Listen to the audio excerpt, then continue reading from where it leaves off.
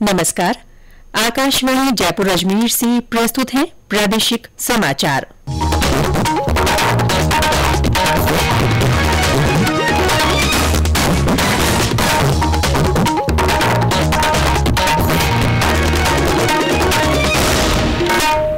मुख्य समाचार। राष्ट्रीय हथकरघा दिवस आज प्रधानमंत्री नरेंद्र मोदी भारतीय वस्त्र और शिल्प कोष के ई पोर्टल का शुभारंभ करेंगे। मुख्यमंत्री अशोक गहलोत आज वर्चुअल माध्यम से नवगठित जिलों की उद्घाटन शिला पट्टिकाओं का अनावरण करेंगे।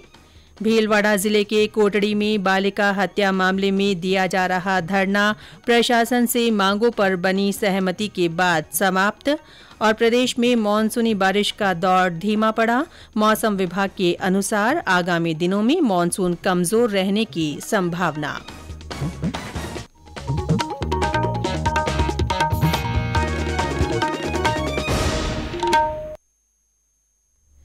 समाचारों के साथ मैं रितिका गुप्ता। और अब समाचार विस्तार से। आज राष्ट्रीय हथकरघा दिवस है। इस अवसर पर नई दिल्ली में आयोजित समारोह में प्रधानमंत्री नरेंद्र मोदी भारतीय वस्त्र एवं शिल्प कोष के ई पोर्टल का शुभारंभ करेंगे। ये कपड़ा और शिल्प का एक भंडार है जिसे राष्ट्रीय फैशन प्रौद्योगिकी संस्थान निफ्ट की ओर से तैयार किया गया है। प्रधानमंत्री ने हथकरघा दिवस पर वोकल फॉर लोकल पहल के अनुरूप स्वदेशी वस्त्रों और हथकरघा को बढ़ावा देने के लिए देश की प्रतिबद्धता मजबूत करने की अपील की है। 7 अगस्त को पूरा देश स्वदेशी आंदोलन को समर्पित नेशनल हैंडलूम डे मनाएगा। 7 अगस्त की ये तारीख हर भारतीय के लिए वोकल फॉर लोकल होने के संकल्प को दोहराने का दिन है। कुछ ही दिनों बाद गणेश चतुर्थी का पवित्र पर्व भी आने वाला है। हमें अभी से इको फ्रेंडली गणेश चतुर्थी की तरफ जाना है। हम कोशिश करें कि गणपति बप्पा की प्रतिमाएं इको फ्रेंडली मटेरियल्स की बनी हो। ये वर्ष हमारे स्थानीय कारीगरों, हमारे हस्तशिल्पियों और हमारे छोटे उद्यमियों के बनाए उत्पादों को खरीदने की प्रेरणा देता है। लोकसभा अध्यक्ष ओम बिरला ने एक ट्वीट करते हुए देश के बुनकरों का अभिनंदन किया है। उन्होंने कहा कि हथकरघे ने देश की संस्कृति को परिलक्षित किया और स्वाधीनता आंदोलन को सशक्त करने में अहम भूमिका निभाई।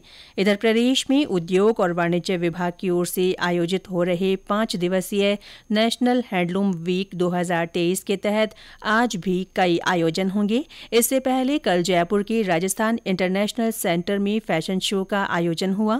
बुनकर, हथकरघा और खादी उत्पादों को प्रोत्साहित करने के उद्देश्य से आयोजित हुए इस फैशन शो में मॉडल्स ने Dabu block printing, tie and dye और कोटा डोरिया सहित अन्य शिल्प कलाओं से तैयार परिधानों को प्रदर्शित किया। इस अवसर पर राजसिको और आरईपीसी चेयरमैन राजीव अरोड़ा ने कहा कि हैंडलूम वीक के आयोजन से बुनकर, खादी और हथकरघा कारीगरों को अपने उत्पादों की राष्ट्रीय और वैश्विक पहचान बनाने तथा स्थायी बाजार हासिल करने में मदद मिल रही है। उद्योग और वाणिज्य विभाग की अतिरिक्त मुख्य सचिव वीनू गुप्ता ने कहा कि हैंडलूम वीक में पिछले 4 दिनों में प्रदर्शनी के आयोजन से कलाकारों को बढ़ावा मिला है।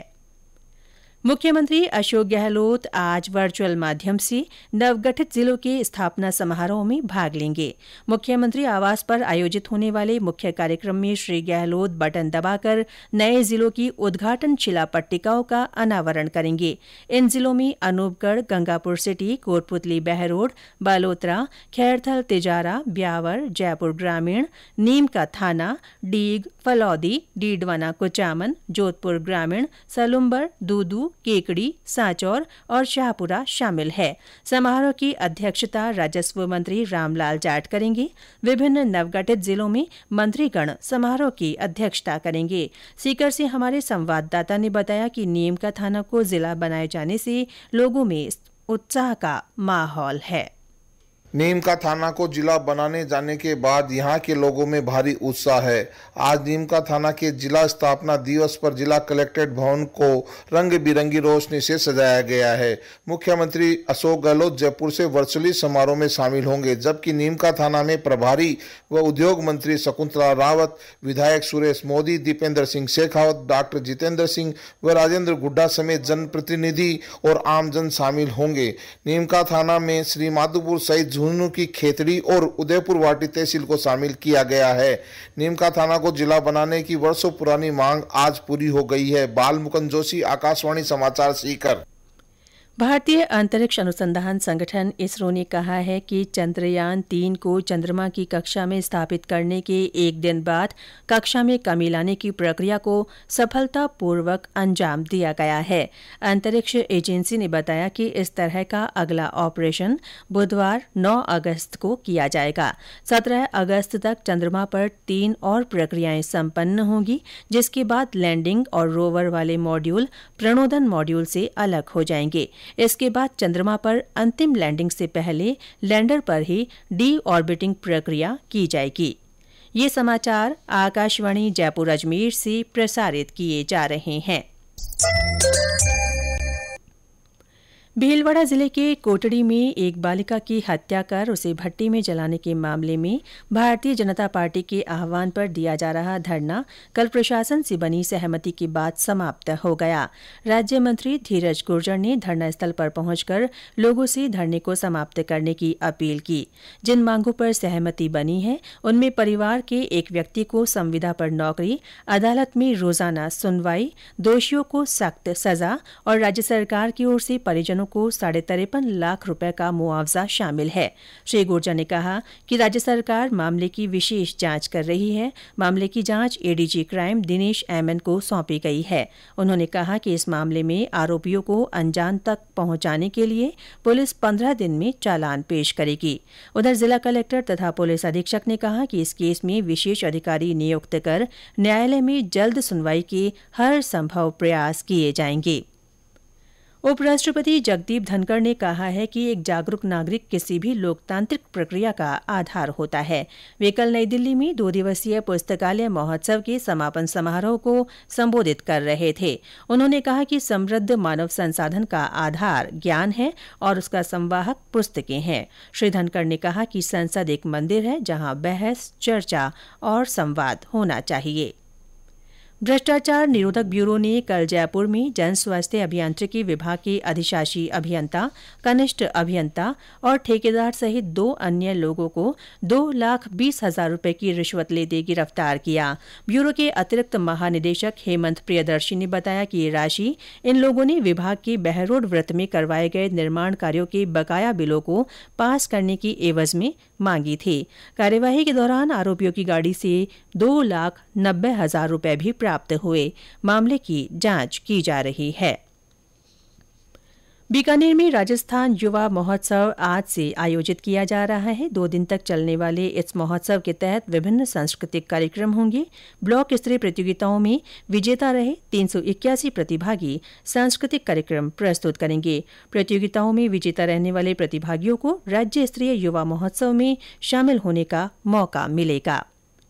सवाईमाधोपुर के रणथंभौर अभ्यारण्य से कल एक बाघिन को ट्रैंक्यूलाइज कर रामगढ़ विषधारी अभ्यारण्य के लिए रवाना किया गया। लोकसभा अध्यक्ष और कोटा बूंदी सांसद ओम बिरला के प्रयासों से केंद्रीय वन मंत्री से हुई वार्ता के बाद ये कदम उठाया गया है। प्रदेश में मानसूनी बारिश का दौर धीमा पड़ गया है। कल कुछ एक स्थानों पर बरसात हुई।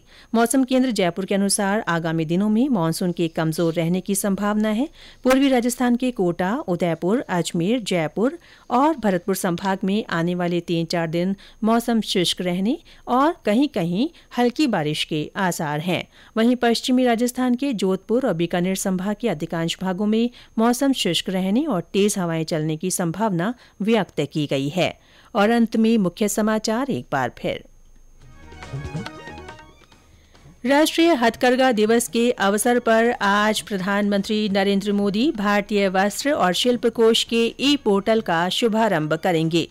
मुख्यमंत्री अशोक गहलोत आज वर्चुअल माध्यम से नवगठित जिलों की उद्घाटन शिला पट्टिकाओं का अनावरण करेंगे। भीलवाड़ा जिले के कोटड़ी में बालिका हत्या मामले में दिया जा रहा धरना प्रशासन से मांगों पर बनी सहमति के बाद समाप्त हो गया है। और प्रदेश में मानसूनी बारिश का दौर धीमा पड़ गया है। मौसम विभाग के अनुसार आगामी दिनों में मानसून कमजोर रहने की संभावना है। इसके साथ ही प्रादेशिक समाचार बुलेटिन समाप्त हुआ। नमस्कार।